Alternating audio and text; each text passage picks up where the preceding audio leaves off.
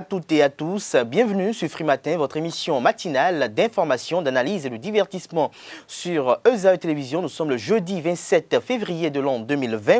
À la une de l'actualité nationale ce matin, du plafond au plancher, on peut retenir la célébration du 30e anniversaire de la conférence des forces vives de la nation de février 1990, les désertions à la police républicaine, le gouvernement qui mobilise 13 milliards 500 millions de francs CFA pour le financement d'installations d'éclairage public, l'annonce de l'inauguration du siège de l'Association nationale des communes du Bénin ANCB pour le 10 mars prochain, le lancement des travaux d'aménagement et de bitumage de la route Guessou-Sud-Fort-Bourré-Sinandé, la réforme de l'état civil avec les actes qui seront bientôt dématérialisés et la baisse des prix des produits pétroliers dans les stations de service. Nous y reviendrons plus en détail dans un instant à travers la présentation de quelques-unes de quotidiens parus ce matin sur l'ensemble du territoire national.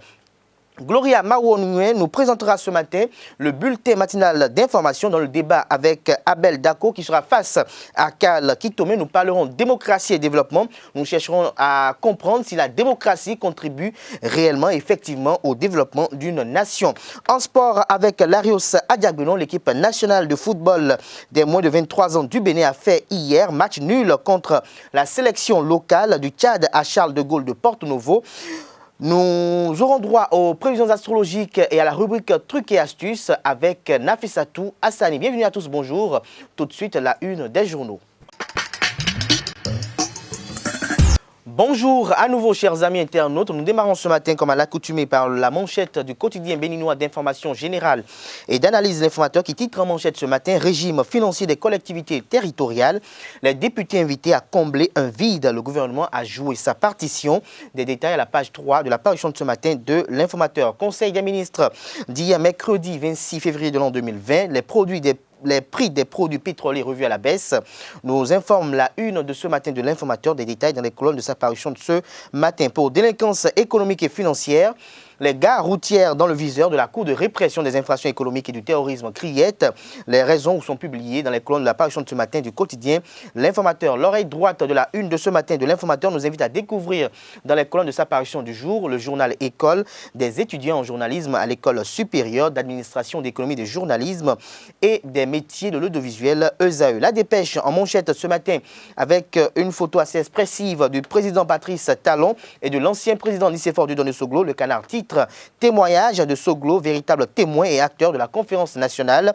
Ne jamais tourner le dos à la démocratie. L'absence de démocratie engendre le terrorisme et la dictature, a-t-il laissé entendre. L'intégralité de son intervention vous est publiée aux pages 3, 6 et 7 de la parution de ce matin du quotidien La Dépêche. Le confrère de la matinée à la une ce matin, Conseil des ministres, des nominations au ministère de la Justice et de la Législation. Des détails à la page 4 de la parution de ce matin du Canard. Le Télégramme à présent, mauvaise gestion de l'hôpital de Ménotin.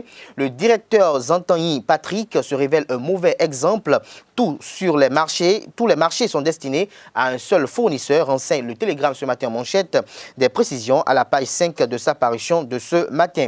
Conseil des ministres du mercredi 26 février 2020.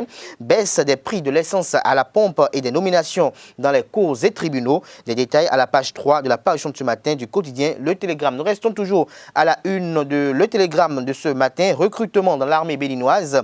Déjà 4 candidats présélectionnés en prison pour faux diplômes. Des précisions à la page 12 de la parution de ce matin du quotidien Le Télégramme. Nous passons à présent à Le Béninois libéré, innovation dans le traitement des impôts, grosse fortune pour le secteur privé. Wadani explique aux bénéficiaires, recrutement de 100 fonctionnaires pour le ministère des Finances, éclairage du Grand Nokoué, 15 000 lampadaires photovoltaïques bientôt installés. Des détails à la page 3 de la parution de ce matin du quotidien Le Béninois libéré. Conseil des ministres, mise en place du registre national des personnes physiques et NPI. Patrice Talon règle enfin un gros problème.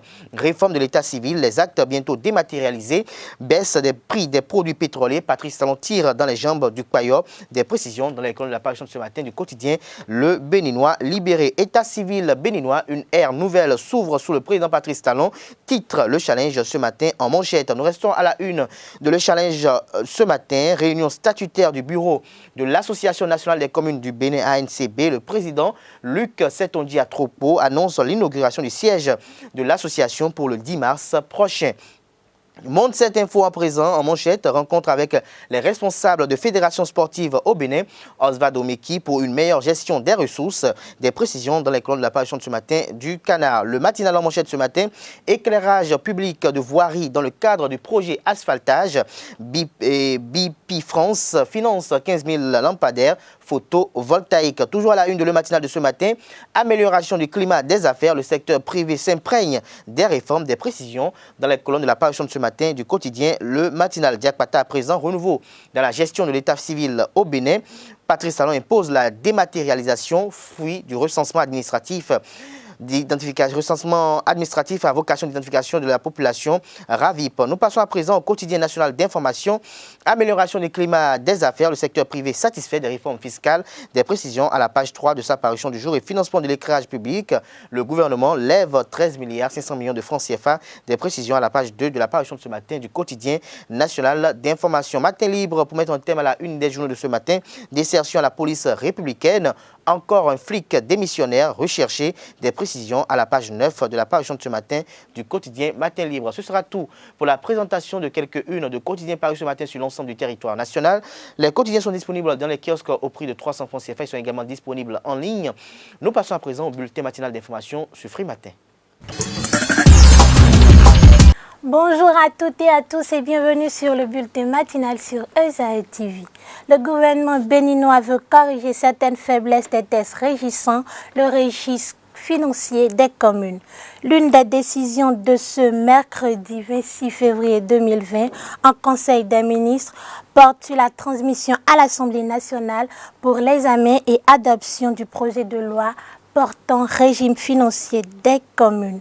Le journaliste et animateur qui a longtemps collaboré avec Stan Torrent Elpidio de Souza et le chef d'orchestre Adjam Aleph, l'orchestre qui a accompagné Stan Torrent pendant plus de 20 ans, ont également honoré sa mémoire mardi dernier sur l'émission 100% Culture de Ezaïe TV.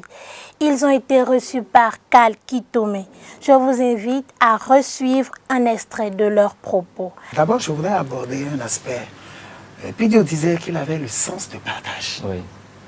Stan, à ce jour, a été le seul grand artiste, le seul grand frère qui va cueillir, qui va à la conquête de biens pour le secteur et partage avec les autres. Oui. Ah oui. Ça, il faut le préciser. C'est le seul. Un vrai créateur. Frère, c'est le seul. Il va créer les idées. Ah, il va se battre pour ça. Il va dire, ah, mes frères, venez, on reste ensemble pour le faire. Vous avez cité Grapak. Oui. Grapak, tous les artistes béninois, même traditionnels, jusqu'à l'Équerran, tout le monde ne dit pas. Tout le monde est passé par Grapak. Le Grapak, c'est le groupement des artistes pour la paix et la concorde. Oui. Il y a eu Grapak 1, Grapak 2. Je crois que c'est le 2 que j'ai assuré. L'arrangement de l'album du 2, c'est moi qui l'ai assuré entièrement. Mais sur cet album, il y a eu pratiquement toute la fine fleur toute la crème de la musique béninoise dessus. Ça fait 2 disques ensemble. Oui. Alors, donc, quand il parlait de partage, il a tout à fait raison en disant c'est le seul qui sache vraiment, je dis c'est le seul qui sache vraiment partager avec les siens. Oui. Star, malheureusement, ces dernières années, au plan santé, a été relativement atteint, si bien que les derniers spectacles, vous imaginez quelqu'un qui ne se sent pas bien, qui pourtant pense faire un spectacle. Oui. Son dernier concert, son dernier séjour, c'était pour se reposer. C'était un séjour de convalescence. Oui. Mais il ne pouvait pas rester comme ça. Sans rien faire. Et il a fait Obama Beach, il a fait le festival à Révier. Et il est passé dans c'était le 10 décembre. C'est sur le festival de Révier que je voudrais exprimer un regret. Oui. Parce qu'à ce festival Révier, entre grands frères et jeunes frères, parfois il peut y avoir des trucs. On était très amis. Bon, il y a eu un terrain d'incompréhension. C'est pas bien entendu sur le dernier. Et moi, l'équipe à Djamalefou n'y était pas. Oui. Mais je le regrette à ce jour. Pourquoi? Parce que je l'aurais fait. Je savais que quelques mois après Stan partait, quelques semaines après Stan partait, je l'aurais fait, même si c'était à 0 francs, parce qu'il le mérite, ce monsieur. Ouais, malheureusement, je n'y étais pas. Et le lendemain, il m'appelle. Je peux le dire, il dit, Soul, Moi, je le regrette et je le regretterai toujours parce que c'est cette icône-là, ce monument, ce géant qui souvent me remet en scène. Oui. À travers des spots publicitaires, oui. à travers ses concerts. Oui. Et pour la petite histoire, c'est grâce à Stan Toron qu'Adja Malifou est Adja Malifou. Ah oui. Il est là, il peut en témoigner. Quand ils ont commencé tout doucement, c'est lui qui les a pris. Un peu comme le groupe Pussycat. C'est lui qui a dit, qui a propulsé Adja Malifou. Oui. Et ses autres collègues ont commencé par les solliciter, puisque ce sont des musiciens chevronnés. Ah oui. Alors, voilà pour Stan Toron. Stan Toron, c'est un monsieur spécial. Il est unique, atypique, authentique et prolifique. Tu sais que tu as dit 100 chansons, non mais c'est plus que ça, il doit avoir près de 500 chansons. Ouais. C'est quelqu'un qui est inspiré tout le temps, tout l'inspire. Tout l'inspire. Et puis c'est un grand humoriste. Tu ne peux pas passer 2 minutes, 5 minutes à côté de Stan Toron sans rigoler. La communauté catholique a commémoré ce 26 février le mercredi des cendres, date qui marque le début du jeûne des 40 jours qui précèdent la Pâque, une période marquée d'une pierre blanche par la conférence épiscopale du Bénin, sanctionnée par une lettre pastorale qui invite les fidèles à se réconcilier avec Dieu et donc avec soi-même et avec ses frères. Cet appel a été bien entendu par les fidèles qui sont allés nombreux recevoir la cendre. Rencontrés à la sortie de cette imposition à la paroisse Sainte-Cécile de Cotonou, un fidèle nous confie ce que ce symbolisme représente pour lui. Il est au micro de Jacques d'Almeida Maouillon. Pourquoi est-ce que vous avez tenu à être là? En fait, la cendre pour nous, chrétiens catholiques, c'est le début du temps du carême. Les 40 jours d'ailleurs du carême. Et le temps du carême pour nous chrétiens, c'est le partage, la prière, pénitence et aussi la joie. Les musiques comme ça, non. Parce que je suis enseignant ici à l'école.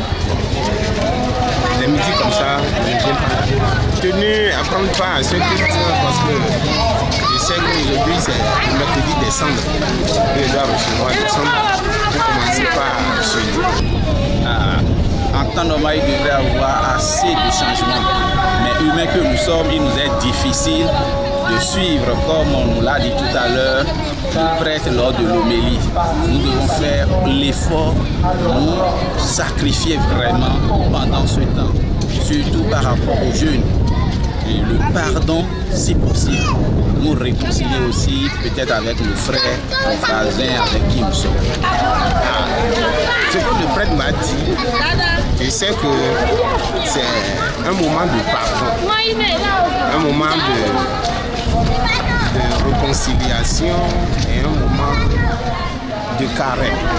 Si j'avais l'habitude de prendre 2 pains, je vais modifier ma ration alimentaire et jeûner et économiser.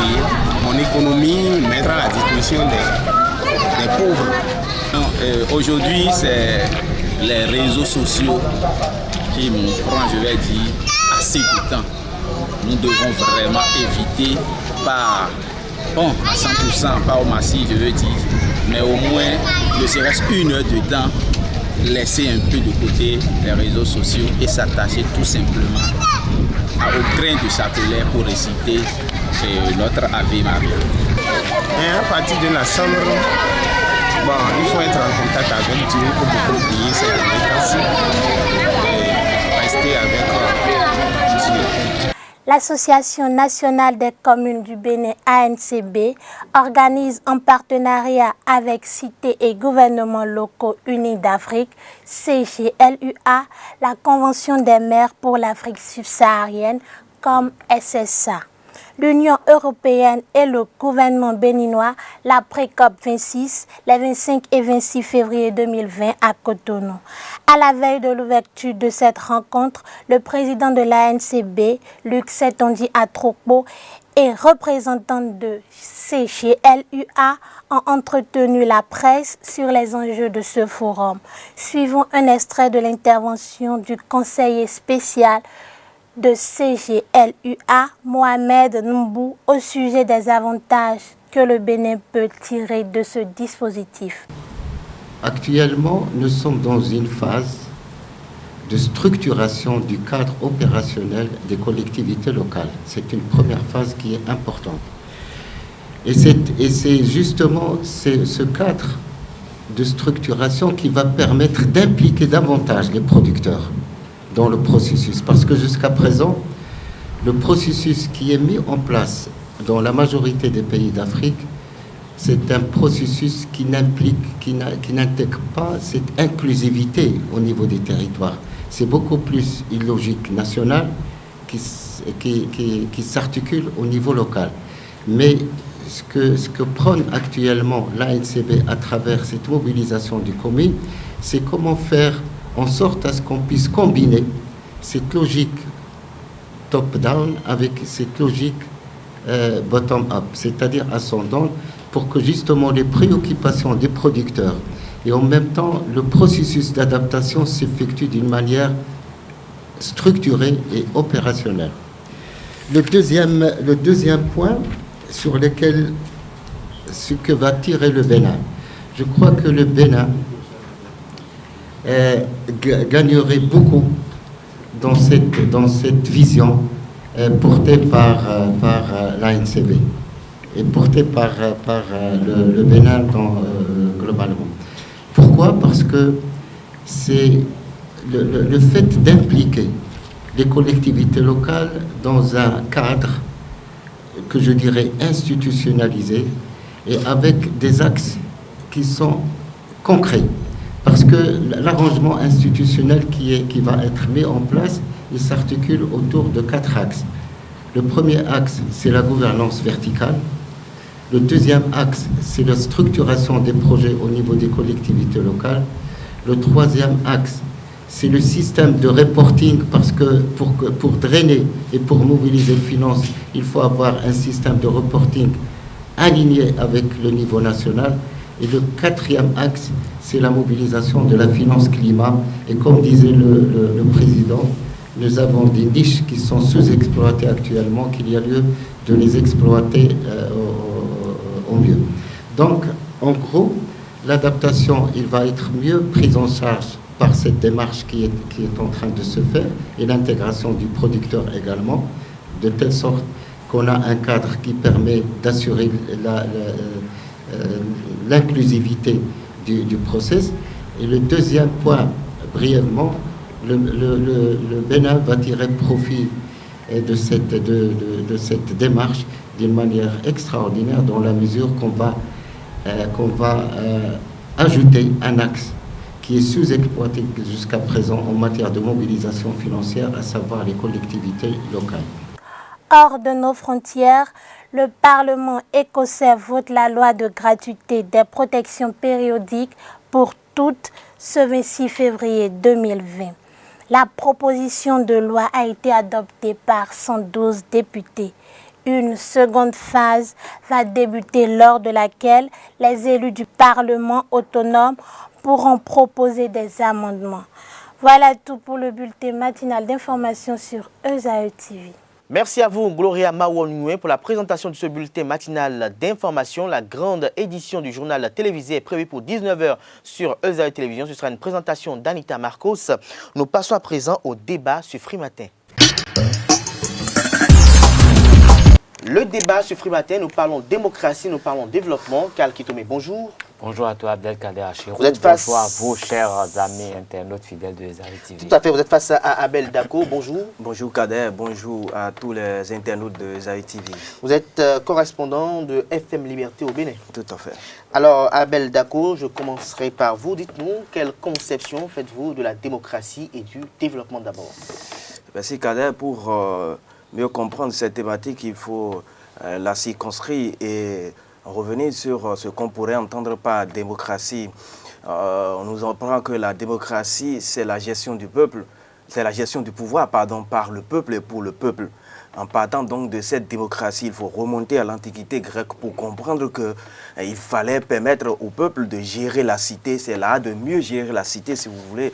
C'est une autre définition de ce qu'on peut entendre par le concept de la démocratie. À partir de ce moment, permettre à tout citoyen, permettre à toutes les composantes de la cité donc de participer activement à la gestion et à l'amélioration de cette cité où chacun a le droit de regard donc sur comment ça fonctionne ou autre. Et lorsqu'on revient dans notre concept, il faut comprendre que cette définition que je viens de donner colle si bien avec ce à quoi on assiste dans nos différents pays, en l'occurrence en Afrique en général, où pour la plupart de ces pays ont opté pour la démocratie.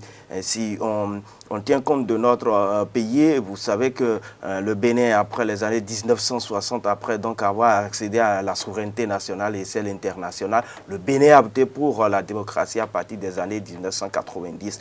Et donc désormais,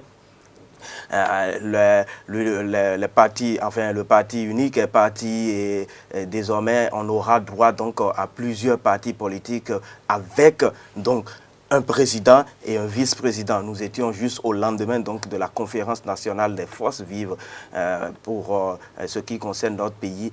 Et donc, à partir de ce moment, plusieurs partis vont voir le jour. Il faut permettre aux Béninois, à la classe intellectuelle béninoise, donc de participer activement à la gestion de la cité béninoise pour le bonheur des uns et des autres. Donc voilà brièvement ce qu'on pourrait entendre par la démocratie et comment le Bénin a accédé à la démocratie. Alors, Karl Kitome, dites-nous, vous également, quelle appréhension faites-vous des concepts démocratie et développement d'entre des jeux? Non, mais je veux juste compléter un aspect. Moi, je vais parler un peu des démocraties populaires. Vous savez, au moment où il y avait quand même la bipolarisation de ce monde, il y a ces pays qualifiés de socialistes, de communisme, qui avaient aussi leur forme de démocratie, qui était appelée la démocratie populaire.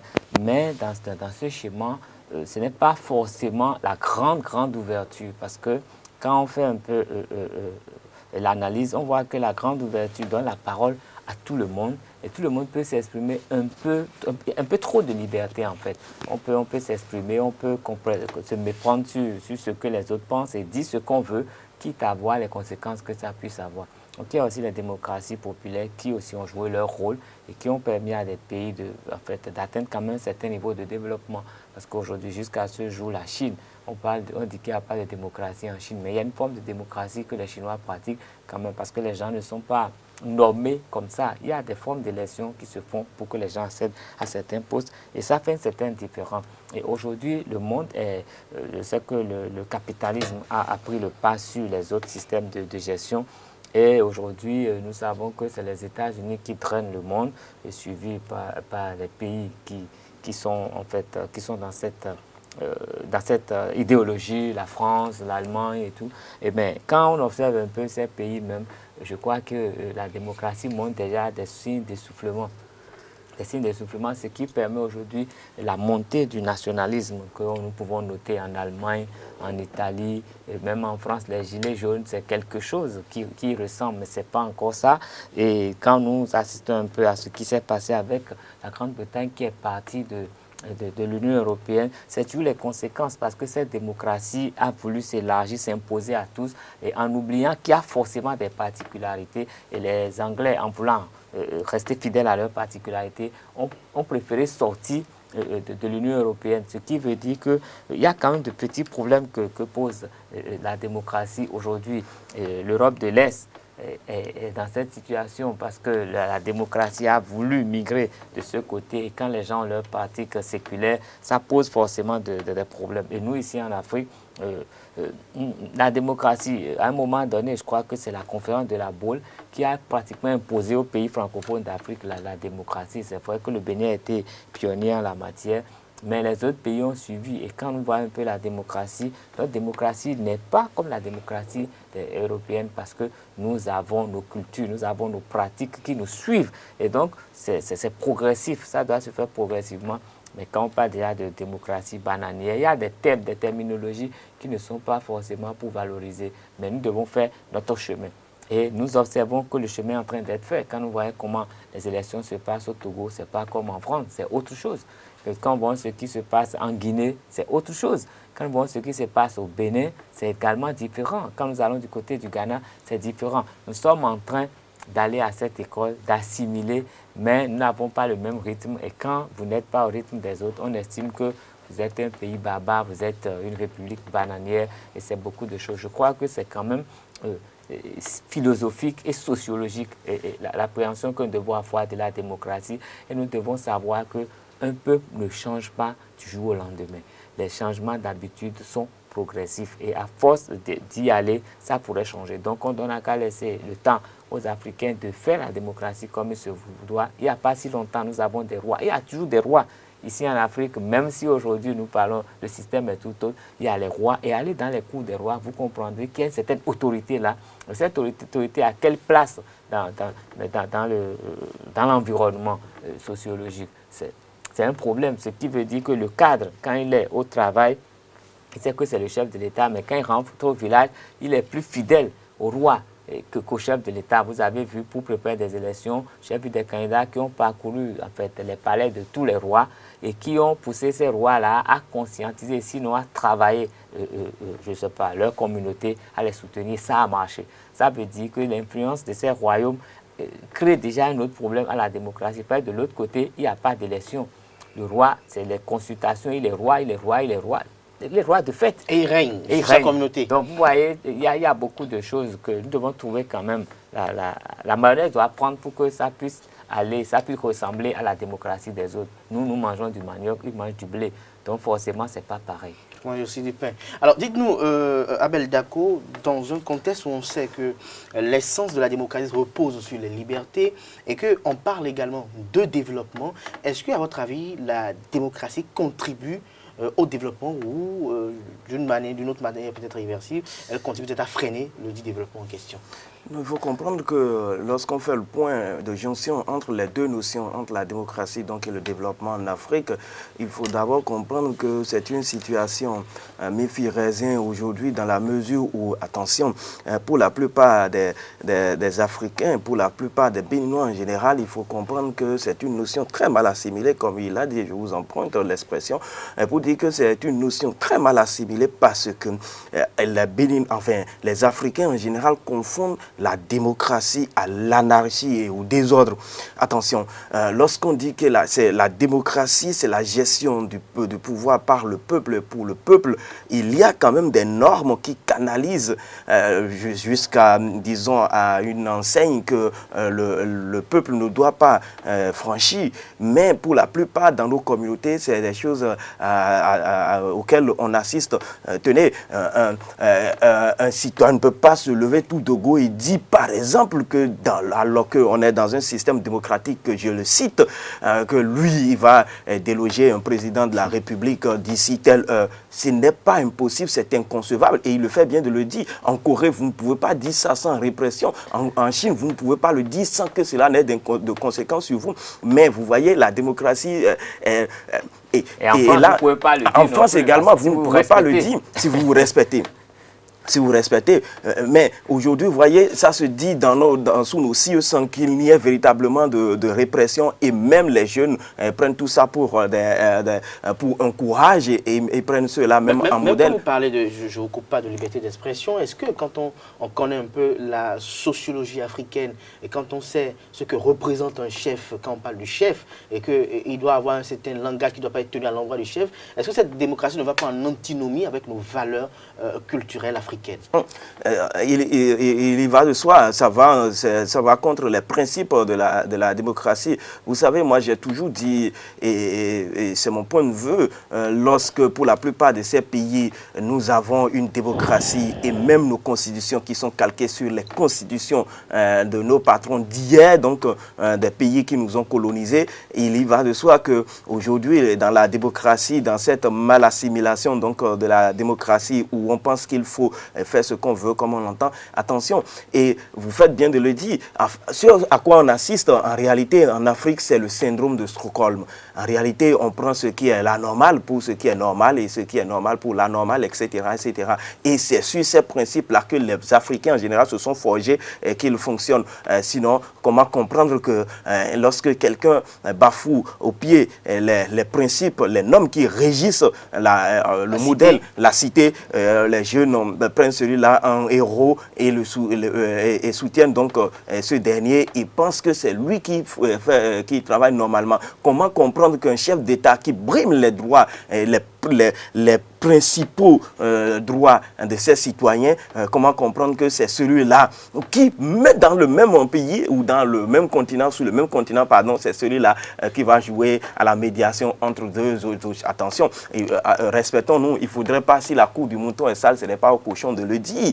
Mais voyez-vous, ça fonctionne comme cela et ça n'inquiète personne. À partir de ce moment, lorsque vous faites le lien avec la démocratie, avec le développement, on comprend que le développement dans ces pays-là n'est pas pour demain. Le développement dans ces pays-là n'est pas pour après-demain. Le développement dans ces pays-là n'est pas pour après-demain. La démocratie, peut-être en Afrique, freine le développement. La démocratie en Afrique freine le développement. Et si je parle, il faut relativiser. Il faut relativiser parce que quand on prend certains pays de l'Afrique, ils ont pour modèle la démocratie. Et pourtant, ça fonctionne très bien. Prenez... Et là aussi, je mets les gants quand je cite cet exemple-là. Vous prenez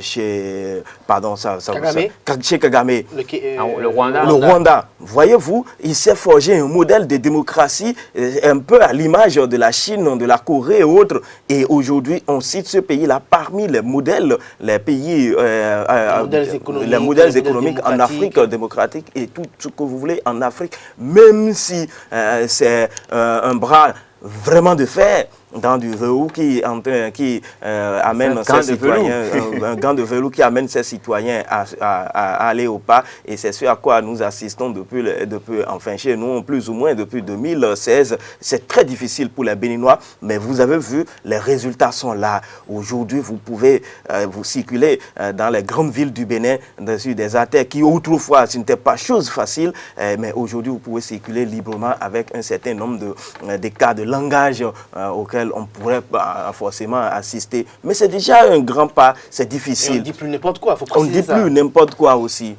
Ça va venir avec le temps où nous allons nous mettre véritablement au pas pour aller vers un véritable développement. Alors, Kal Kitome, est-ce qu'à votre avis également, la démocratie freine-t-elle le développement? Ben, je dirais oui et non. Oui et non, dans la mesure, vous savez, si la démocratie est bien exercée, je crois que ça pourrait faciliter le développement. Mais avant que ça ne facilite le développement, il faudrait éduquer les populations au civisme, au patriotisme. Parce que quand vous n'aimez pas votre patrie, quand vous n'êtes pas prêt à faire des sacrifices pour votre patrie, vous êtes inutile. C'est comme le président américain qui a dit, au lieu de chercher à savoir ce que mon pays peut faire pour moi, il faut te donner ce que toi tu peux faire pour ton pays. Tout commence par là. Quand on n'est pas prêt à servir son pays, quand on n'est pas prêt à se battre pour son pays, on est inutile et la démocratie serait inutile. Et il faut également savoir que il y a une citation qui dit « Ma liberté s'arrête là où commence celle des autres ». C'est le vrai problème que nous avons en Afrique. En démocratie, nous pouvons nous sentir libres.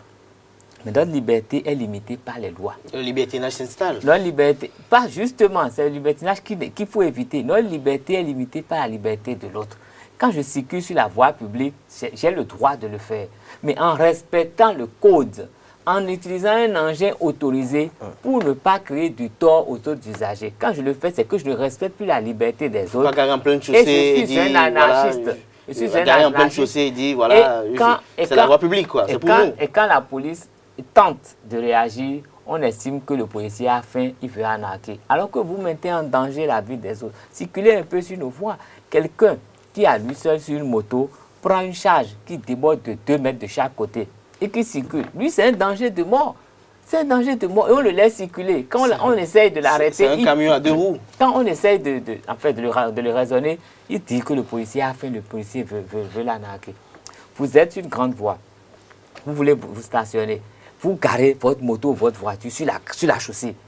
qu'est-ce que vous créez comme aux autres aux autres? Il vous demande de passer à côté. Oui, il vous dit encore de passer à côté, c'est que c'est ça le problème. On n'a pas compris que la voie, quand on ne circule pas, on n'est pas sur la voie. Même quand on a une voiture, tant qu'on ne circule pas, on doit appuyer sur la voie. Quand votre voiture tombe en panne sur la voie, vous êtes en infraction. Vous êtes en train d'empiéter sur la liberté des autres. Vous devez vous dépêcher d'enlever votre voiture de là pour que les autres circulent. Mais Karl Kilodoué, je ne vous coupe pas. Est-ce que ce n'est pas le package de liberté inclus dans la démocratie qui cause véritablement son véritable handicap pour les peuples noirs? Non, c'est une confusion, c'est la bêtise, c'est une maladie mentale que de confondre la démocratie avec ce que nous sommes en train de dire. Quand dans votre maison, vous savez que quand vous voulez manger, quand vous prenez votre repas, vous le foutez dans la bouche. Et que sur la voie, vous posez des actes qui ressemblent au fait de foutre le repas dans le nez. Je crois qu'il n'y a plus rien à faire avec vous. Quand vous êtes en mesure de réprimander vos enfants, quand ils ne respectent pas votre autorité à la maison et que vous voulez bafouer l'autorité du chef de l'État, vous êtes un malade. Vous êtes un malade et vous n'avez pas d'autre place. C'est dans un sens psychiatrique qu'on doit vous apprendre que ce qui est normal partout. Ça ne peut pas être anormal quelque part. Donc, il faut de la conscience. De la conscience, savoir que l'autre aussi a une liberté. Quand je suis locataire, je dois respecter les droits du propriétaire, les droits de l'autre locataire. Quand je suis propriétaire, je dois respecter les droits du locataire. Le propriétaire n'a pas le droit de faire du bruit dans la maison. L'autre paye. Ça veut dire qu'une partie de la maison lui appartient tant qu'il est à jour de ses loyers. Et c'est là, quand c'est des choses qu'on peut dire banales. Mais c'est là où ça commence. Quand tu es instituteur, que tu frappes les enfants à tort et à raison. Quand tu es instituteur, on a dit le châtiment corporel est interdit. Et que toi, tu dois la liberté de frapper les enfants jusqu'à laisser des séquelles sur eux. Et tu te dis, il n'y a aucune démocratie pour toi. Ta démocratie, elle est en prison.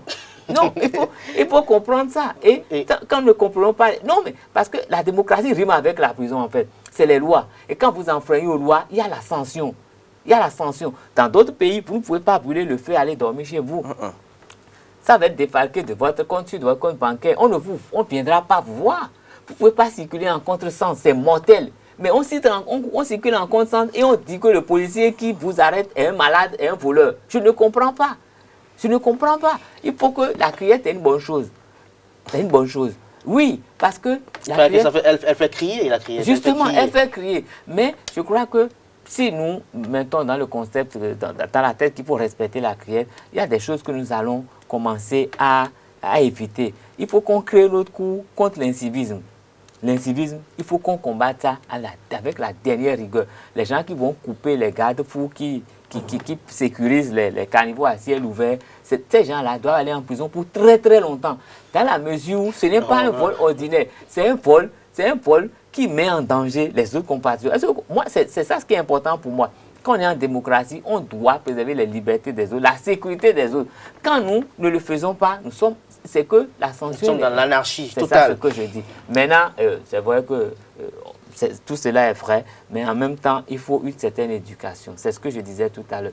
La démocratie, elle est arrivée, mais nous n'y sommes pas encore. Nous avons encore besoin d'une certaine éducation. Et si nous voulons être bien éduqués, ça va passer par nos médias. Ce n'est pas en écoutant RFI là, que nous allons assimiler la démocratie. En écoutant RFI, nous allons être des anarchistes. Nous allons penser que c'est là où on s'oppose au gouvernement là, que c'est bon. Parce que c'est ça ce qu'on a su RFI tout le temps. Je dis RFI comme ça, mais c'est vous caricaturer les médias, beaucoup de médias occidentaux. C'est là où ça ne va pas. C'est là où les gens essayent de braver l'autorité. C'est ça qui nous revient. Donc nous pensons que c'est à la mode. Que c'est la norme. De braver l'autorité. Alors, Abel Lako, dites-nous finalement, très rapidement pour conclure, est-ce qu'il faut revoir le modèle démocratique propre à chaque sociologie de gouvernance? Ce serait l'idéal, mais je viens de le dire. Vous savez, notre démocratie et même les lois fondamentales qui nous régissent sont calquées sur des modèles qui ne relèvent pas forcément et ne prennent pas forcément en compte nos idéologies, ne prennent pas en compte la sociologie de notre pays, malheureusement. Ben, je pense que l'essentiel, c'est de comprendre que, attention, on vit dans un pays et que ce pays-là, a des normes qu'il faut respecter. Il a fait, et il a pris des exemples au quotidien. Ça fait à la limite, c'est ridicule, mais attention, c'est extrêmement grave ce qui se passe sous nos cieux, où le Béninois ne comprend pas encore que, attention, il faut faire ci, il faut faire ça pour le bonheur des autres et pour son propre bonheur. Et je suis particulièrement content de cette thématique que vous avez choisie ce matin, car, vous voyez, en parlant de démocratie, le chef de l'État est revenu du Bénin est revenu là-dessus. La dernière fois, quand nos confrères l'ont interrogé, je le paraphrase, il dit que la démocratie, enfin, les libertés ne sont pas embrigadées au Bénin. À partir du moment où le citoyen sait que son acte ne va pas contre les textes qui régissent le pays, il est libre de faire ce qu'il veut. Et à partir de ce moment, c'est fin de citation. Donc, c'est très important. Et il faut que les Béninois doivent comprendre que, attention, quand on parle de la démocratie, pardon, j'insiste sur cette définition-là, enfin, c'est la dictature des lois. Tout à fait. Et Patrice Talon, le dictateur des lois. Merci à vous, Abel Dako. Merci de nous avoir consacré de votre temps pour être avec nous ce matin. Vous êtes correspondant de FM Liberté au Bénin. Vous étiez face à Karl Kitome, journaliste à USA Télévision. Le sujet est assez vague et vaste. On ne peut pas en débattre totalement. On est dans la plénitude ce matin, ce Free Matin. On va prendre rendez-vous avec vous pour un autre moment. Chers amis internautes, cette émission se poursuit. Nous passons à présent à la page des sports où on va installer Larios Adjagbenon. Les sports sur Free Matin, Larios Adjagbenon, bonjour. Bonjour Kader. L'équipe nationale de football des moins de 23 ans du Bénin a fait hier match nul contre la sélection locale du Tchad au stade Charles de Gaulle de Porto-Novo. Effectivement Kader, un but partout, c'est le score qui a sanctionné ce match amical international entre les écureuils espoirs et les SAO locaux du Tchad. Après une entame de match poussive, les écureuils ont concédé l'ouverture du score sur une belle frappe du numéro 10 tchadien au cadre. Ils rétablissent la parité sur pénalty grâce à Junior Olaïtan. Voici les images de ce match amical au stade Charles de Gaulle de Porto-Novo.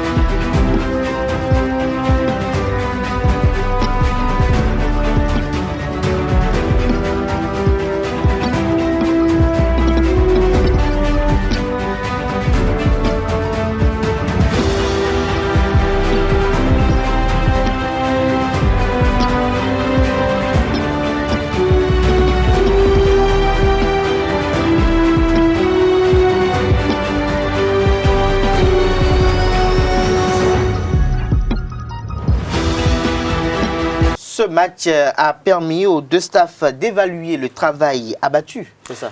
Tout à fait, Kader, mais il faut signaler avant de poursuivre que les SAO du Tchad ont joué plus d'une mi-temps à 10.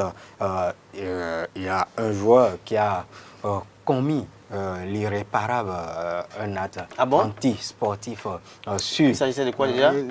C'est un puits très levé sur la poitrine d'un milieu de terrain du Zaïre Football Club, Alfred Lepon.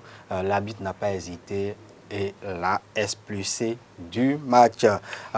Du côté du staff béninois, à la fin de cette rencontre, le sélectionneur adjoint Patrick Agbeinou a noté la progression de son équipe pendant que le sélectionneur tchadien Emmanuel Trégoat se satisfait du résultat nul obtenu par son équipe, mais fait des récriminations autour de l'arbitrage lors de cette rencontre. Suivons-les. C'est un match amical qui nous a permis quand même de voir un peu le travail qui se fait depuis longtemps. Est-ce qu'il y a progression ou pas? Mais c'est un match amical qui est vraiment le bienvenu pour nous. Ça nous a permis quand même de voir aussi certains joueurs qui n'ont pas eu l'habitude d'être dans la catégorie U23. Donc, voilà. Et moi, je pense que j'ai noté de la progression dans le jeu. Quand on prend les matchs passés, il y a de la progression. Seulement qu'aujourd'hui, il nous a manqué un peu le dernier geste. L'efficacité, il nous a manqué le dernier geste. Sinon, on aurait pu être à 2-1, 3-1. Vous savez, tout ce travail, et c'est dans le temps. On va continuer à travailler et je pense que l'avenir est prometteur. Pour nous, c'est un bon résultat parce qu'on a fait match nul, donc on espérait faire mieux, mais on a joué plus de 45 minutes à 10, donc c'est compliqué. Et en face, c'était une belle équipe, c'est une belle équipe de U23. Nous, on n'est pas beaucoup plus vieux, hein. J'ai un ou deux joueurs qui ont un peu plus, mais les autres, j'avais des joueurs de 18, 20 ans. Donc voilà, non, c'était un bon match. Juste, je tenais à vous dire quand même que la prochaine fois qu'on viendra, c'est avec grand plaisir, mais que vous nous mettiez des vrais arbitres, parce que l'arbitre du centre, ça a été une catastrophe. Pas du tout, mais mes joueurs ont fait un bon match. L'expulsion, elle est méritée, mais je ne savais pas qu'au Bénin, on pouvait jouer avec les mains. Le joueur, il prend le ballon à la main, il n'a même pas de carton jaune. 2 fois, il y a des tirs qui sont contrés par la main dans la surface. Il n'y a pas de pénalty. Nous, il y en a eu un ici, là, il y a eu coup franc contre nous. Voilà, c'était juste ce que je voulais dire. L'arbitre n'a pas été bon, voilà, je le dis. Les deux équipes ont été bien et heureusement, c'est bien. Pour rappel, les écureuils Espoir préparent le tournoi de l'Union des fédérations ouest-africaines de football UFOA B qui va se dérouler dans quelques semaines du côté du Burkina Faso, alors que le Tchad est en phase de reconstitution de son équipe après plus de 4 ans d'hibernation. Le Tchad a été suspendu par la Confédération africaine de football pour avoir déclaré forfait lors des éliminatoires de la Coupe d'Afrique des Nations 2017. Donc, le sélectionneur qui était là avant cette décision de la Confédération africaine de football est revenu pour constituer l'équipe nationale qui joue actuellement les éliminatoires de la CAN Cameroun 2021. Merci à vous, Lava Sadjagonan, pour la présentation de la page d'Espoir. On retrouve à 19h dans la grande édition du journal télévisé sur Eusaïe Télévision avec quelques capsules dans le JT Soir. On retrouve à présent, ou on va installer à présent, Nafissatou Hassani pour les prévisions astrologiques du jour. 12 signes, 12 révélations. Mesdames et messieurs, bonjour et bienvenue sur les prévisions astrologiques de ce matin. Bélier, en amour, il est possible qu'une rencontre importante et imprévue ait lieu. Pour avancer dans votre travail, ne soyez pas craintif, n'hésitez pas à demander ce que vous estimez avoir. Amis Taureau, en couple ou célibataire, quelque chose vous gêne en amour. Vous n'êtes certaine de rien, mais vous avez des doutes sur votre avenir amoureux. C'est le moment de tirer les choses au clair. Gémeaux, Mars est dans une position qui ne vous laissera pas d'autre choix aujourd'hui que de faire une nouvelle fois des concessions. Prenez sur vous et voyez le bon côté des choses. Cancer, oui, c'est la réponse que vous allez attendre toute la journée. Vous allez vous jeter à l'eau et dire les choses sans sous-entendu. Vous attendez une réponse tout aussi franche et si possible favorable à votre question. Cher Lion, la position des astres favorise des retrouvailles. Une personne perdue de vue, un ou une amie de classe. À vous de faire attention aux personnes que vous croisez aujourd'hui. Vierge, un appel téléphonique très important vous attend aujourd'hui. Surtout restez à proximité du combiné et faites confiance aux astres car cela sera une bonne nouvelle. Balance, une personne est amoureuse de vous.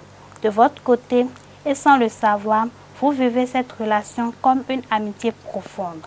Aujourd'hui risque d'être la journée de la déclaration de cette personne. Faites preuve de tact. Scorpion, certaines difficultés dues en partie à la mauvaise influence de Mars devrait se présenter à vous dans la journée.